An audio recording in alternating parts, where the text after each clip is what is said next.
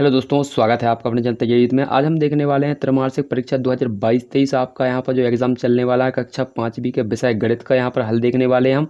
100% real paper है ये आपका, अभी आया हुआ है स्कूल से, अभी अभी मिला है आपको। तो यहाँ पर इसका हम पूरा हल देखने वाले हैं, तो वीडियो के एंड तक बने रहिएगा। यदि आपने अभी तक चैनल को सब्सक्राइब नहीं किया तो चैनल को सब्सक्राइब कर लीजिए। यहाँ पर आपको पता होगा कि हर ज़िले में अलग अलग पेपर मिलने वाला है, तो यहाँ पर बने रहिएगा, चैनल को सब्सक्राइब कर लीजिए। और भी पेपर आपको यहाँ पर मिलेंगे। तो कक्षा 5वीं के पूरे सब्जेक्ट का पेपर यहाँ पर मिलने वाला है। समय आपको 2.5 घंटे का दिया जाएगा। यहाँ पर पूर्णांक आपका 50 नंबर का रहने वाला है। तो आइए वीडियो को शुरू करते हैं। तो यहाँ पर पहला हमारा क्या दिया है प्रश्न, इसको देख लेते हैं। तो यहाँ पर प्रश्न दिया गया है, प्रश्न 1, रिक्त स्थानों की पूर्ति करो। ठीक है, तो रिक्त स्थानों की पूर्ति हमें यहाँ पर करनी है। तो रिक्त स्थान देख लेते हैं क्या क्या दिए गए हैं, तो अच्छे से पढ़ लीजिएगा। तो पहला हमारा दिया गया है, समकोण का आधा क्या होता है। तो समकोण का आधा आपको पता होना चाहिए। समकोण का आधा आपका होता है यहाँ पर 45। कितना होता है हमारा? 45 डिग्री होता है। इसके बाद समकोण का 1/3 कितना होता है, तो इसका भी आपको पता होना चाहिए, 30 डिग्री होता है। कितना होता है हमारा? 30 डिग्री होता है। समकोण का दुगना कितना होता है? समकोण का दुगना आपको पता होना चाहिए। समकोण का दुगना आपका होता है 180 डिग्री। कितना होता है आपका? 180 डिग्री। समकोण की माप कितनी होती है, मतलब समकोण कितने डिग्री का होता है, तो ये भी आपको पता होना चाहिए। 90 डिग्री का होता है हमारा समकोण। 1 रुपये में कितने पैसे होते हैं, तो इसको भी आप याद रख लीजिएगा। 1 रुपये में आपके 100 पैसे होते हैं। कितने पैसे होते हैं आपके? 100 पैसे होते हैं। तो इनके अच्छे से नोट डाउन कर लीजिए आंसर। तो पहले का हमारा आंसर यहाँ पर 45, 30, 180, 90 और 100 है हमारा। तो अच्छे से नोट डाउन कर लीजिए इनको। इसके बाद आगे देखते हैं हम। तो आशा है कि नोट कर लिया होगा आपने। इसके बाद अगला हम देखते हैं, यहाँ पर हमारा दिया गया है, इसको क्वेश्चन नंबर ढंग से देख लेंगे। तो क्या दिया गया है इसको देख लीजिए अच्छे से। तो यहाँ पर ये नाव का प्रकार दिया गया है। ये एक चक्कर में पकड़ी गई, यहाँ पर किलोमीटर में है, और यहाँ पर ये नाव की चाल दी है। यहाँ पर ये दिया गया है नाम इनका, और ये इसकी चाल दी गई है। तो चाल के हिसाब से आपको यहाँ पर सवालों को हल करना है। सूत्र याद रखेंगे, यहाँ पर सूत्र होता है दूरी बराबर। तो यहाँ पर दूरी का फॉर्मूला याद रखेंगे आप। तो यहाँ पर लिख लीजिए, दूरी बराबर आपकी होती है यहाँ पर चाल गुणित समय। क्या होती है? चाल गुणित समय। चाल गुणित समय होता है, ये फार्मूला याद रखेंगे। तो बस इससे आपकी दूरी का निकल आएगी, जितनी भी आपकी दूरी कही जाएगी।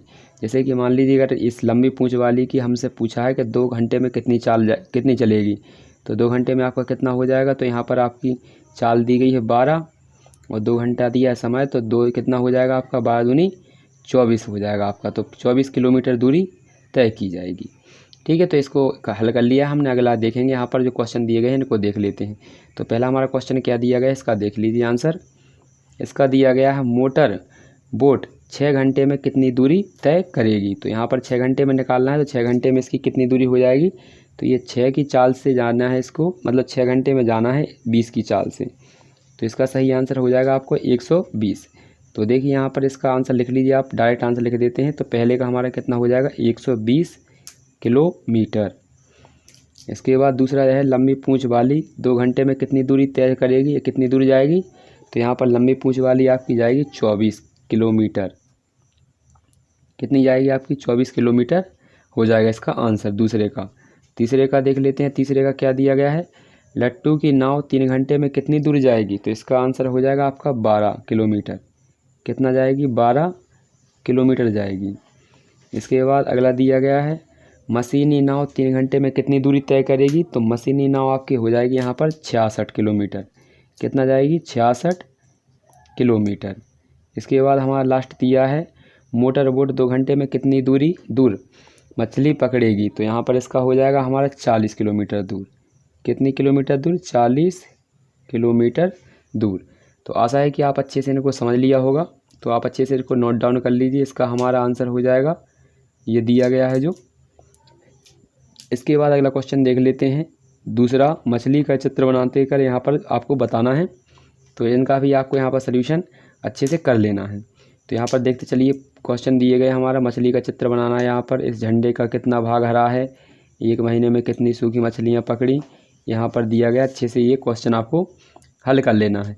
यदि आपको नहीं आते हैं तो आप जाकर कमेंट में जाकर कमेंट कर दीजिएगा, तो इसका पूरा हल आपको यहाँ पर प्रदान कर दिया जाएगा। प्रश्न क्रमांक 6वां देख लेते हैं। तो यहाँ पर ये चीज़ें दी गई हैं आपको, यहाँ पर इनकी कीमत दी गई है। जैसे मान लीजिए टमाटर कितने के हैं? 12 रुपये किलो। आलू 10 रुपये किलो, प्याज 16 रुपये किलो, गाजर आपके 18 किलो और यहाँ पर लौकी आपकी 8 रुपये प्रति किलो के ग्राम से ये दी गई है। तो यहाँ पर हम इनका देख लेते हैं आंसर। जैसे हमसे पूछा 2 किलो टमाटर कितने रुपए के होंगे। 1 किलो टमाटर कितने के है 12 रुपये के, तो 2 किलो कितने के होंगे, तो यहाँ पर इसका हमारा सही आंसर हो जाएगा 24 रुपये के। इसके बाद 1 किलो टमाटर कितने रुपए के होंगे, तो अभी हाल देखा हमने 1 किलो टमाटर कितने रुपए के होंगे, यहाँ पर 12 रुपये के होंगे, तो ये 12 रुपये के हो जाएंगे। इसके बाद राम को 2 सही 1/2 यानी 2.5 किलो टमाटर चाहिए, तो उसे कितने पैसे देने होंगे, यानी कितने रुपए देने होंगे। तो इसका हमारा सही आंसर हो जाएगा, उसे देने होंगे यहाँ पर 30 रुपये। कितने देने होंगे 30 रुपये, तो 30 रुपये इसका आंसर हो जाएगा। अगर पैसे की बात की जाए तो इसमें 100 का गुणा कर दीजिएगा तो 3000 पैसे देने होंगे। ऐसा ही आपने अच्छे से नोट डाउन कर लिया होगा, तो नोट डाउन कर लीजिए। पहले का 24, दूसरे का 12 और तीसरे का 30 आंसर हो जाएगा। इसके बाद अगला क्वेश्चन दिया गया हमारा, इसका भी देख लेते हैं यहाँ पर। तो इनकी कीमत आपको खुद ज्ञात करनी है, तो अच्छे से ज्ञात कर लीजिएगा। इसके बाद हम यहाँ पर देखते हैं क्वेश्चन नंबर 7वां और क्वेश्चन नंबर 8वां, तो इनको भी हल कर लेते हैं। तो हमारा देख लीजिए क्या क्या दिया है इनका दोनों का क्वेश्चन। तो इसमें हमसे पूछा है यहाँ पर वर्ग ज्ञात करना है, तो वर्ग करेंगे ज्ञात। तो यहाँ पर 3 का वर्ग कितना होता है आप ध्यान रखेंगे, तो 9 होता है। और 9 का वर्ग कितना होता है, तो 81 होता है। यहाँ पर 81 लिखेंगे। और 12 का घन कितना, 12 का वर्ग कितना होता है आपका 144 होता है। इसके बाद निम्नलिखितों के हमें घन ज्ञात करने हैं। तो 3 का घन कितना होता है 27। 8 का घन कितना होता है आपका 512। आशा है कि आपको पूरा वीडियो समझ में आया होगा, और यदि आपने अच्छे से इसको देखा होगा तो आप आधे से ज़्यादा पेपर हल कर चुके होंगे। थोड़े बहुत क्वेश्चन बचे हुए हैं वो आप लगा लेंगे। यदि आपको नहीं आते हो तो कमेंट में जाकर कमेंट कर दीजिएगा, तो अगला वीडियो जो आपका होगा इसका सल्यूशन का आपको पूरा प्रदान कर दिया जाएगा। तो मिलते हैं अगले वीडियो में, तब तक के लिए जय हिंद जय भारत।